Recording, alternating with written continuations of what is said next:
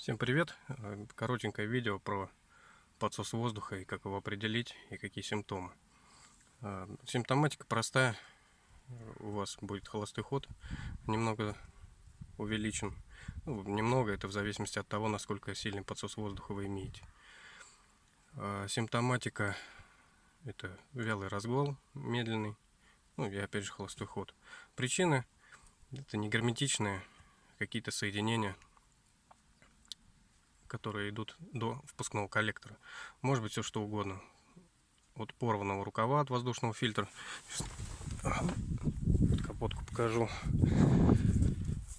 То есть на автомобиле, где установлен ДМРВ, чаще всего, да, это проще определить. То есть вот сам ДМРВ у нас немножечко по-другому называется, принцип тот же самый. То есть вот с этого места дальше компьютер видит входящий воздух только тот, который прошел отсюда. То есть если у вас порван этот рукав, где-то трещины, микротрещины или еще что-то такое, либо у вас неисправен клапан вентиляции картерных газов, либо у вас неисправны вакуумные трубки, либо у вас неисправна прокладка на впускном коллекторе. Ну, в плане неисправно, то есть подсекает оттуда воздух, подсасывает. Может быть уплотнение дросселя, может быть вал дросселя самого расшатался. Вот здесь вот, где ходит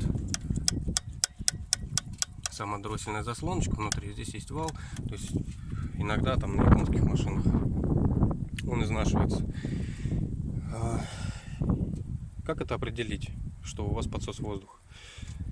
Самостоятельно, без залазания под капот, можно понять, если у вас нет доступа к считыванию ошибок и параметров ЭБУ. Это при открытии полностью дроссельной заслонки. То есть ездите вы по дороге, первая, вторая, медленно разгоняетесь, машина подтраивает немножечко, подтопливает, но при полном открытии дросселя, то есть педаль в пол, все симптомы исчезают. То есть вероятность очень высока, что где-то есть небольшой подсос. Опять же, небольшой, это 1000-1500 оборотов, где-то у вас будет, ну, дырочка там до сантиметра, где-то, ну, примерно, да, там. Если у вас там 2, 2,5, 3000 и не падает они, обороты, то есть при перегазовке, падать они не будут, то значит, что у вас какой-то шланг порван, скорее всего, полностью. Как это определить? Заводите автомобиль под капотом, да, уже, то есть все, он стоит, завели. Ну и народными средствами, это может быть либо очиститель карбюратора, любой, смотрите визуально, где вам что не нравится, где шланги примыкают друг к другу, трутся друг об друга или обо что-то еще, об металлические какие-то конструкции, либо на изгибах. Да, наиболее часто и подвержены те места, которые греются и трутся. То есть 90%, что там и возникнет какая-то неисправность. Двигатель завели и начинаем пшикать в те места, которые нам не нравятся. Здесь, тут, дроссель, подпшикиваете. Если вы пшикаете карб-клинером, ну и любым там очистителем, то обороты у вас будут кратковременно увеличиваться. Если вы это поймете. Пшикнули сюда, обороты увеличились, значит там подсасывает карб-клинер у нас внутрь. Потому что, ну, по сути, очистители все эти, это то же самое, что холодный запуск, да, там, который пшикает воздушный фильтр. То есть даже если вы отключите бензонасос и будете пшикать карб-клинером себе в впускной тракт, машина будет работать, пока вы пшикаете, конечно. Второй способ — это обычная вода. Берете бутылочку, немножечко откручиваете, или немножечко, или если у вас есть распрыскиватель там огородный какой-то, то можно им.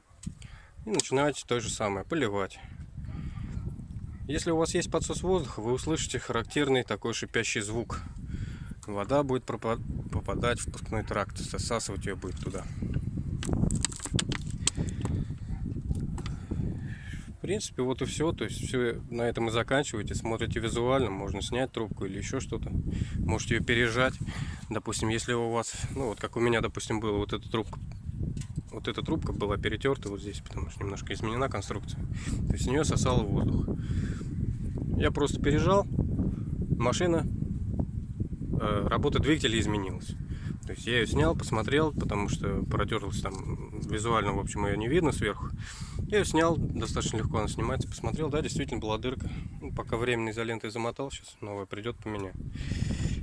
Это что касается автомобилей, которые не подвержены электронной диагностике, так скажем, да, через компьютер. Есть машины поновее, естественно, к ним можно подключиться и посмотреть. Достаточно просто определить два параметра, которые вам об этом расскажут. Это краткосрочная и долгосрочная коррекция топливная. То есть краткосрочная коррекция будет в плюсе, долгосрочная коррекция будет в плюсе на холостом ходу, будет чуть-чуть подрастать, потому что двигатель будет видеть лишний воздух, соответственно, он будет добавлять топливо, чтобы достичь стихиометрических каких-то параметров. И в связи с этим коррекции будут расти в плюс. На какую величину, это уже не важно. Как проверить, что это именно подсос? Открываете полностью дроссель, на газ нажимаете, и коррекции будут уменьшаться до нуля. То есть, если у вас так, то 99%, что это именно подсос. Ну, тут уже дальше искать теми способами, или там есть еще один, конечно, более, так скажем, продолжительный, но наиболее наглядный. Это дымогенератор. Ну, как собрать его, в принципе, это достаточно нетрудно самостоятельно. И по деньгам это выйдет в районе, наверное, ну, около 500 рублей, возможно. В принципе, наверное, расскажу в следующем видео, как его собрать, как его сделать и как с ним работать. Все, всем спасибо. Всего доброго.